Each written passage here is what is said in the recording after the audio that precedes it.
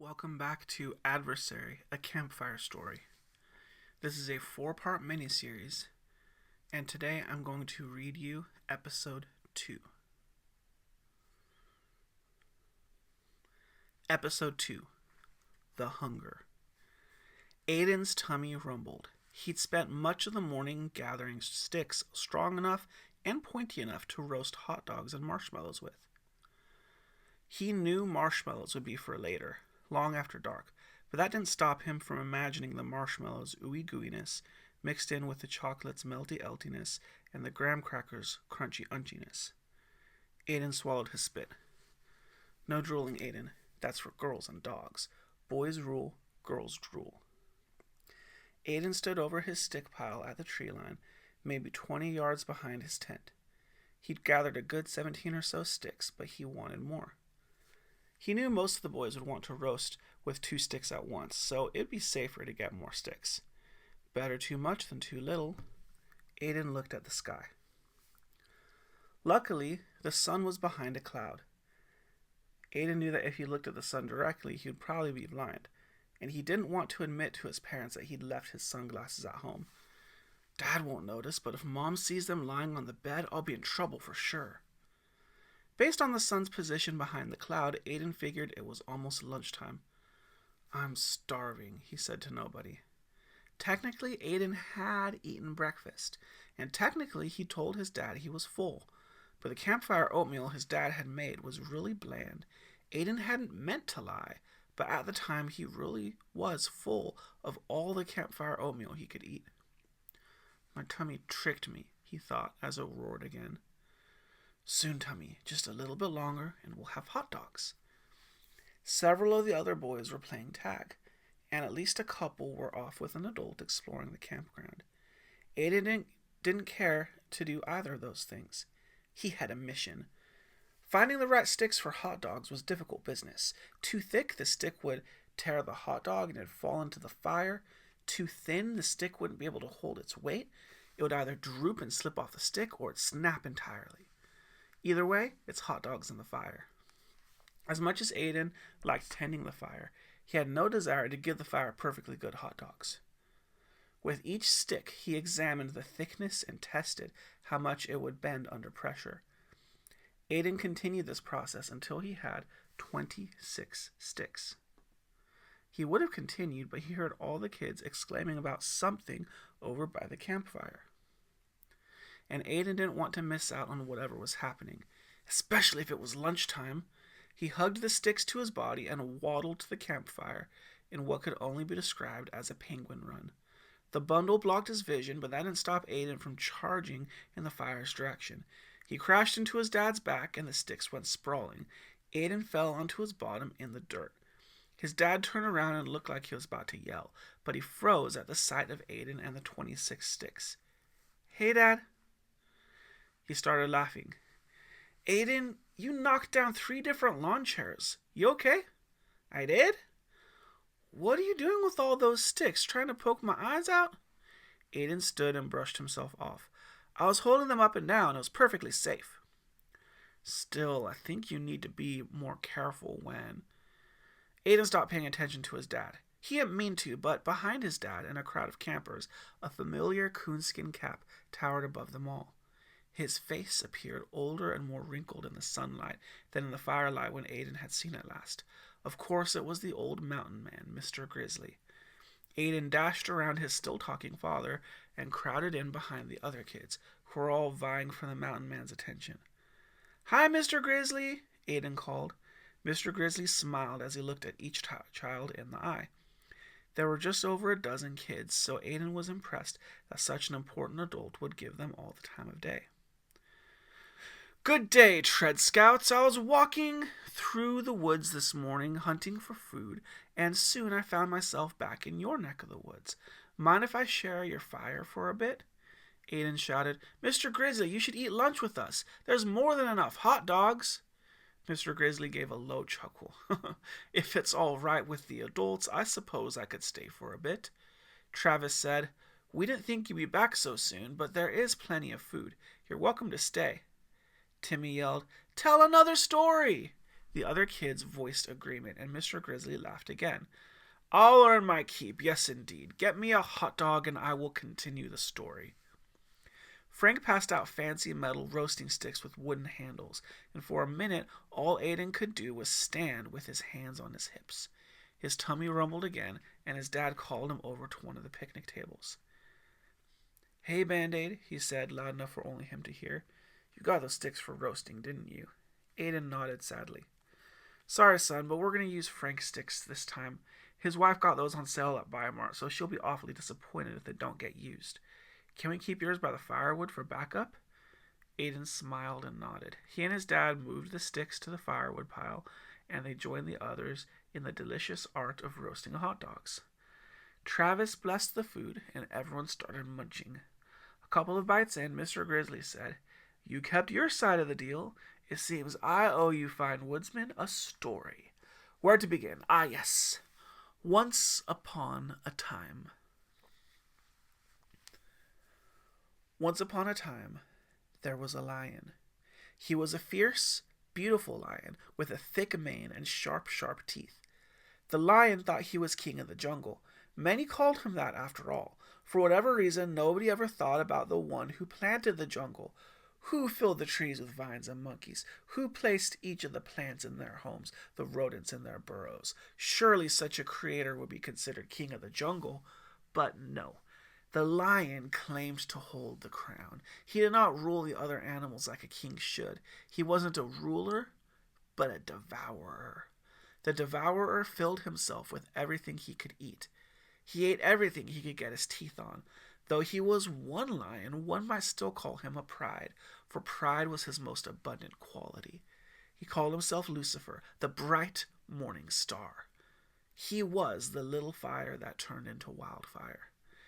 As a consuming fire and a devouring lion, he did the same things. He ate anything and everything he could. He hoped these efforts would widen his reach, strengthen his power, steel his resolve, and make him more and more like God. He sought to prove himself stronger than Big Fire. He thought his own fire could grow for eternity, that somehow he could dwarf his maker. If he were a star, he'd call himself a supernova. Even so, God, the original Big Fire, the creator of all, remained unfazed by this rebellion. It would seem God was utterly confident in his plans to succeed in spite of the lion's interference. The lion was ready to prove him wrong. I interfered with humanity, helped them sin, exposed their weakness. Now in that weakness I will devour them until they are no more. Though he didn't admit it to himself, he knew that he couldn't simply consume everything in sight. Enough little fires remained faithful to Big Fire, and he knew there was a chance he could still be overwhelmed and snuffed out if he stepped too far out of line. He couldn't really make his move until he was sure he burned hotter and shone brighter than Big Fire. Still, he positioned himself as the devourer, ready to consume his prey. The only person he really needed to consume had just wandered into the wilderness alone. The lion stalked his prey, an unassuming 30-year-old man with a brown tunic and worn sandals. This man, a nobody from Nazareth, one of the most hated villages in the region. This man, a carpenter hardened with calluses on his hands. This man walked away from the crowds with an assured smile. This Yeshua, only a man. Men are fragile. Men are frail. Men die. The lion thought, how does God think he can succeed with such frail creatures bearing his image? How does he send his son to live as one of them? This mortal is weak like all others. I will prove it. I will see Lucifer, the bright morning star, shine. Brighter than the sun, brighter than all others, brighter than God himself. Yeshua walked deeper into the wild. The lion prowled in the shadows. Angelic beings monitored from the hilltops, and a few hovered in the skies above, but they all maintained a surprising amount of distance.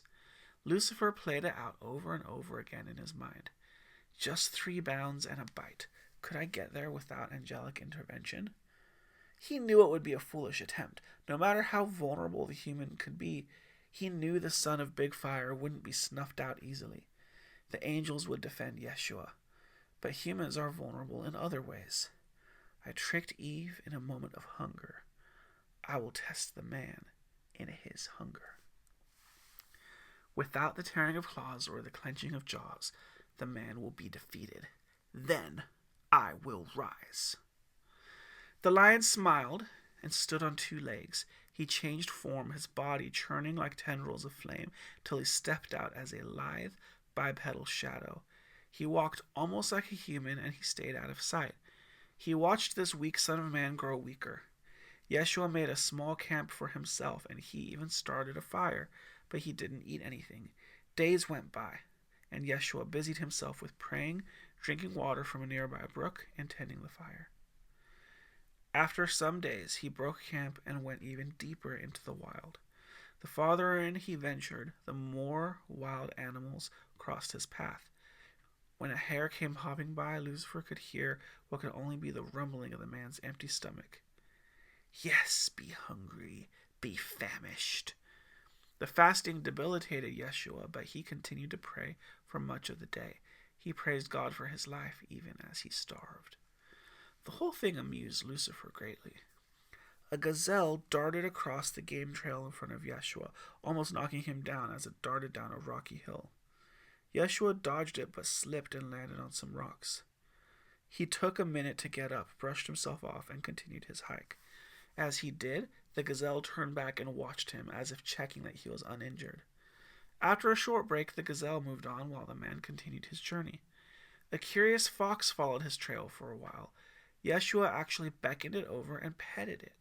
As he walked, he threw sticks and rocks, and the fox would catch them and bring them back to him. Who plays with foxes? He came upon a small cave in a hillside and made a new camp there. Inside the cave would be just enough space for him to curl in and be free of any precipitation, but the wind still blew, cutting through the man's little clothing. Still, Lucifer waited and watched. This continued until the 41st day. Yeshua had eaten no food, and each day he grew slower when leaving the cave. He only left the cave to go to a small spring he chanced upon. This morning, Yeshua left the cave to relieve himself and get some water, but Lucifer stepped out of the shadows and stood directly in the man's path for when he returned. Lucifer began to laugh. He'd never seen the Son of God so weak, so close to death, so human. The first man, Adam, broke, and every man after him broke as well. This Son of Man will break too. They all break. His desire to consume the sun like a fire had been building in him for all the previous 40 days. As Yeshua's hunger for food increased, so did Lucifer's hunger for power and domination. I will win, Yeshua will fall. His hunger is his weakness, and he will fall into my trap. The shadows enveloping Lucifer churned and writhed, but he shifted himself until he appeared like a human. He bent the darkness to his will, seeming to push the light around as if such a thing were possible, and fashioned armor for himself. After a few more minutes of work, he looked like a king, clad in black armor and boots with a flowing silk cape. His muscles were thick and strong, but the features on his face and hands betrayed a softness. For this costume, he wanted to appear both ready for battle and accustomed to it. He wanted Yeshua to feel both intimidated and unafraid. He needed the Son of Man to believe his threat but not take it seriously. From that place of pride, his deception would strike true and deal its blow. A thick gold crown sat on his head, and jewels were embedded in it all around. He smiled and waited. After some time, Yeshua finally returned. He stopped in his tracks at the sight of the adversary. The man shook and seemed to be barely standing. He was gaunt, his beard was scraggly, and his clothes were torn and dirty. This is the weakness of mortals, Lucifer thought. Aloud, he said, Greetings, Son of Man. Yeshua didn't say anything at first. Lucifer thought he was going to faint. Yeshua spoke. Greetings, I suppose. You are alone no longer. I have never been alone. Right. said Lucifer, stepping closer. Regardless, I warn you, you will need to eat soon. You are weak, son of man. He looked to the sky for a moment, then all around him, as if he could actually see the angels in the hills. Lucifer continued, Tell me, man, have the hallucinations begun? How misted is your mind, and how clumsy are your movements. A fast such as this one, I hope it's worth it. You, good man, are at the threshold of death's doorway. He closed his eyes and whispered something to himself so faint Lucifer almost couldn't hear it. This is my son in whom I am well pleased. This is my son in whom I am well pleased. Oh, son of man, you die. Will you die of hunger now? You will go any minute, I'm sure. This is my son in whom I am well pleased, he said again, a little louder. Am I supposed to be impressed, son of man? I saw the dove, I heard the thundering voice, but you are not strong. You are not powerful. You are not king of the world. Tell me, man, why are you here? He spoke almost at a yell, his voice scratchy. The Spirit sent me. Lucifer laughed. You were driven into the wilderness for what? Death? All of these 40 days show is your weakness, man. I am a man, a son of man. I am also the son of my father. He is pleased. Really, son of man? He has a strange way of showing his pleasure, leading you into the wild like this. Are you certain he's not just waiting for you to take control? He might just want you to make some decisions and get yourself out of this mess. Yeshua started to laugh. I know who you are, adversary. And I know who I am. I am my Father's beloved Son, in whom he is well pleased. Lucifer played into the moment and forced himself to laugh, along with Yeshua. Ha ha ha, of course you know who I am. You know who you are, but I'm not convinced, son of man. You say you are the Son of God, but it doesn't really look like it. Yeshua stopped laughing. Lucifer continued, Look around, son of man. All I see are rocks, a few trees, and your laughable cave shelter. Truly a great place for a man of your position to live. Ha! Look at these stones, smooth and hard. What could possibly be done with them? If only you could eat them. If only these were fresh loaves of bread. Better yet, imagine they were bread from heaven, rained down upon God's favored people. That would be an experience. Are you as favored as they were? Yeshua said nothing. His voice went high and mocking. I know who you are. I know who I am. Fine. Prove it. Lucifer clenched his fists and stared into Yeshua's eyes, which started to glow like fire. If you are the Son of God, tell these stones to become bread. Yeshua stood still. You say you're the Son of God, but you can't even eat some bread? All of creation is at your behest. So eat. There is nothing stopping you from using your power, so use it. Yeshua smiled a knowing smile, the kind of smile that says you wouldn't get it, you had to be there. Lucifer announced his challenge one more time. If you are the Son of God, tell these stones to become bread. Yeshua spoke. It is written, man must not live on bread alone, but on every word that comes out of the mouth of God. The words of the scriptures hit Lucifer like the very rocks that didn't change. He fell to his knees. Nothing changed apparently, but a lightness came into the air, and Yeshua smiled in a way that suggested, yes, something major has changed. Yeshua stepped around Lucifer and went to sleep in the cave. Lucifer stayed on the ground for a while longer, still held in place by the sun's words. He thought about this defeat for a few hours while the paralysis wore off.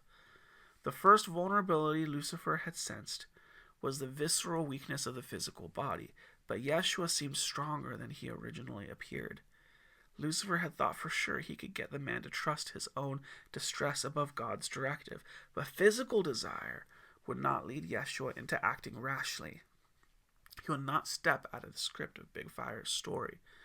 Lucifer knew he would need another chance to take down the sun. He had some ideas, and he spent all night plotting and roaming in lion form. He roared into the night, his frustration and determination echoing for miles. I will destroy this son of man. I will snuff him out. Then I will burn and burn till I'm bigger than big fire. All will see my greatness. All will feel my fury. The end. Timmy yelled. No way! There's no way that's the end of the story. Even so, young one, I should be on my way. I have much to do. I'm sure you scouts have much planned as well. The kids all spoke at once, some thanking Mr. Grizzly, some asking questions about the story, and others asking when he'll come back. He said, Thank you, men, for your hospitality. I really should leave now. Bye, Mr. Grizzly, Aiden called. The mountain man walked away, the tail of his coonskin hat flying in the breeze. Aiden wondered about the man and his strange story. How did he know so much? Aiden had read the Bible before and he'd heard many stories, but something about Mr. Grizzly felt different. He was pretty sure Yeshua was Jesus, but he forgot to ask. Next time, Aiden thought. Aiden also thought about how hungry he'd been for hot dogs, and he wondered how one could be strong enough to not eat for 40 whole days and still stand up to the devil. Dear Jesus, I want to be that strong too, Aiden prayed. When he wasn't distracted by camping activities, his thoughts always went back to that. It was the wisest prayer he could think of, and he didn't think it was a prayer anyone else had thought of before. Dear Jesus, I want to be that strong too. End of episode 2.